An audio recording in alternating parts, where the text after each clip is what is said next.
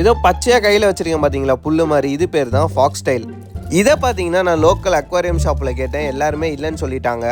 கடைசியில் பார்த்தீங்கன்னா Ponmalai Sunday fish மார்க்கெட்லேருந்து நான் இதை வாங்கிட்டு வந்தேன்.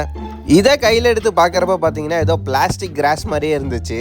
நம்ம கப்பி வளர்க்குற தொட்டிலையும் அப்புறம் டப்புலையும் இந்த கிராஸை நம்ம விட போகிறோம்.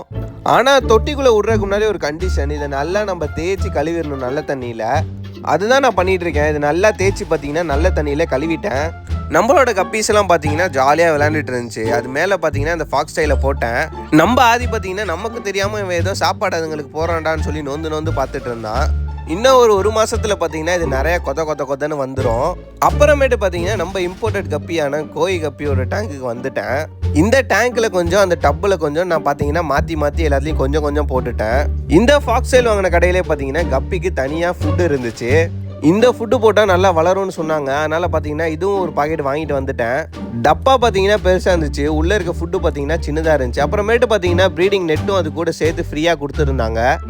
என்னதான் இது காஸ்ட்லியாக இருந்தாலும் பார்த்தீங்கன்னா கப்பிக்கு தகுந்த மாதிரி அது சாப்பிட்ற அளவு சைஸில் இருக்குது அந்த ஃபுட் எல்லாமே.